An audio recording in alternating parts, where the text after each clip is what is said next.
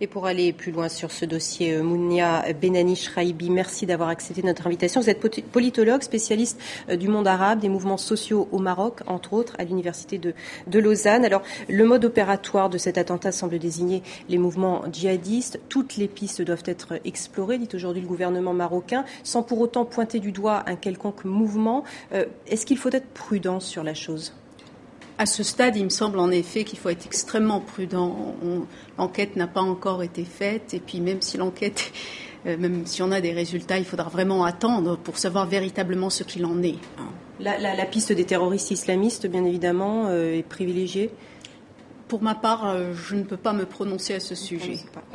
Cet attentat survient dans un contexte particulier de printemps arabe au niveau régional, mais aussi d'une mise en chantier d'une transition démocratique au Maroc, voulue, annoncée par le roi Mohamed VI. Est-ce que l'on peut craindre que cet attentat soit exploité par les milieux conservateurs seuls qui veulent au contraire qu'un tour de vis revienne à la une de l'actualité marocaine ?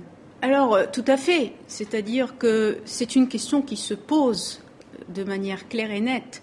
C'est qu'à chaque fois qu'il y a eu des attentats suicides, on a vu s'amplifier les pratiques répressives.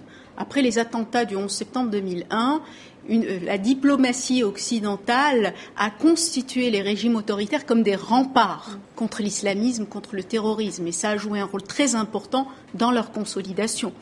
Des régimes dits démocratiques ont violé les droits humains. Alors, après les attentats de 2003 au Maroc, à Casablanca, qui ont fait une quarantaine de morts, à nouveau, on a vu que ça a sonné le glas du processus de libéralisation politique que le Maroc connaissait depuis la fin des années 90. Alors, est-ce qu'on peut craindre aujourd'hui que ça sonne le glas des réformes voulues par Mohamed VI ? En effet, par-delà les déclarations qui ont été faites, c'est ce qu'il s'agit d'observer avec beaucoup d'attention. Est-ce que ça va freiner les réformes ? Mais surtout, est-ce que ça va être utilisé pour augmenter le seuil d'intimidation et de répression du mouvement du 20 février qui se déploie dans une centaine de villes au Maroc depuis plus de 2 mois. Donc ça, c'est une question, c'est ce qu'il faut vraiment observer. Alors, et pourtant, le gouvernement marocain se veut rassurant. Aujourd'hui, au lendemain de l'attentat, il dit, en gros, ne vous inquiétez pas, ça ne changera rien aux promesses de Mohamed VI.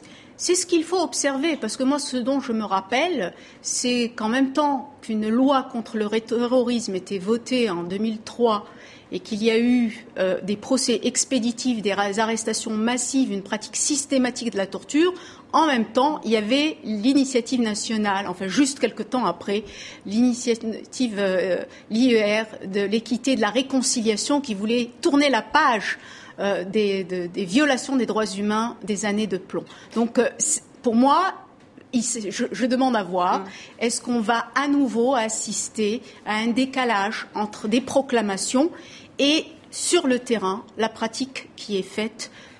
Alors, vous évoquiez justement l'usage politique qu'avaient fait les pays occidentaux à la suite des attentats du 11 septembre 2001. Est-ce que ça va changer également l'usage politique des diplomaties occidentales, cet attentat à l'égard du Maroc ? Là aussi, c'est ce qu'il s'agit d'observer. En effet, on a très très bien vu que les diplomaties occidentales, bien avant les attentats de 2001, restaient très très timides, ont construit la région comme exceptionnelle. Et puis les révolutions qui sont produites en Tunisie puis en Égypte ont amené peu à peu à réviser cette politique. Alors reste à voir. On voit que c'est très très fragile parce qu'il y a les événements en Libye, il y a ces attentats. On peut se poser la question, est-ce que ça va pas amener ces diplomaties à revoir en étant régressives leurs nouvelles pratiques. Peut-on expliquer cet attentat alors qu'il y a eu des récentes libérations également de prisonniers politiques, dont également des radicaux islamistes ? Est-ce que, au contraire, ça n'aurait pas plutôt favorisé une accalmie à ce niveau-là ? Justement, ça c'est des questions qui sont très intéressantes à poser, mais dont on n'a pas encore les réponses. Il serait très étonnant que les gens qui viennent d'être libérés et qu'on a vu manifester pacifiquement dans les manifestations soient les mêmes que ceux qui ont commandité. Mais encore une fois, l'enquête est en cours. Prudence de mise donc au lendemain de cet attentat. Merci beaucoup Madame Benani-Shraibi d'avoir accepté notre invitation, d'être intervenue dans ce journal.